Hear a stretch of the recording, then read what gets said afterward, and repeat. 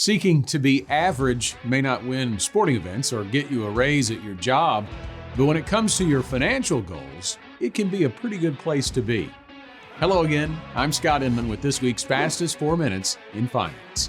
Well, we got inflation data for August this week, and overall, it ticked up.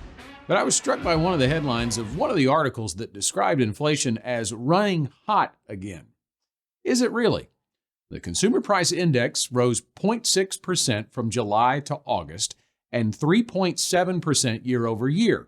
That's up from July's 0.2% monthly increase and 3.2% annual gain. So, is inflation rearing its ugly head again? Well, the answer could be yes, but we have to remember it's always going to be with us. And this week's numbers are not anything to be alarmed about. Obviously, the jump from 3.2 to 3.7 is not huge and was in line with what most economists were expecting. It was also driven by one particular area. I'm sure you've noticed it's costing more to fill up your gas tank these days. That's because oil prices have been surging. Energy was up 10.6% just from July to August, and oil prices hit a yearly high just this week. The surge is being blamed on a supply shortfall.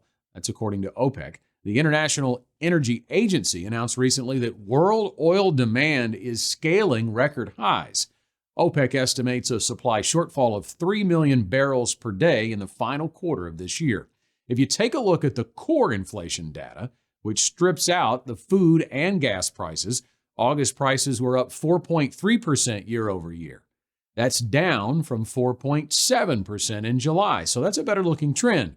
Now, we can't say that it was only energy prices that are rising, though. Rent prices continue to surge, up 0.5% from the previous month. The shelter index was up 0.3% compared to July and 7.3% compared to August of 2022. But that was still a downward trend from 7.7%, the annual jump in July.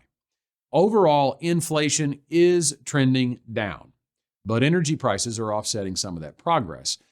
And the data did little to change market expectations that the Federal Reserve will not raise interest rates when they meet next week.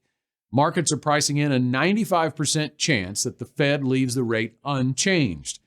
There is still a possibility they do raise them one more time in 2023, though.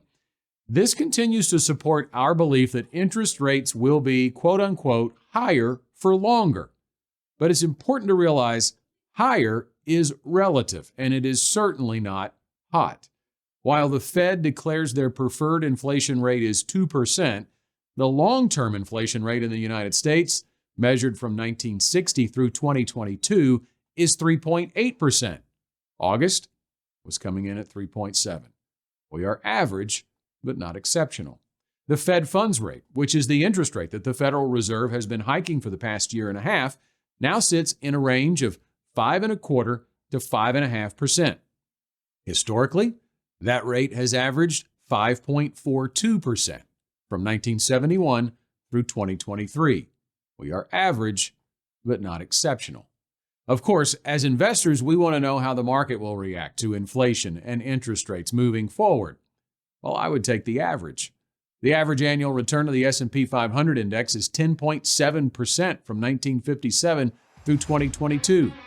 Now, you cannot directly invest into that index. It is used as a benchmark measurement and is not a promise of future returns, but it shows us that while the market, inflation, and interest rates all swing to extremes in both ways, average can be a very good place to be. Thanks for watching.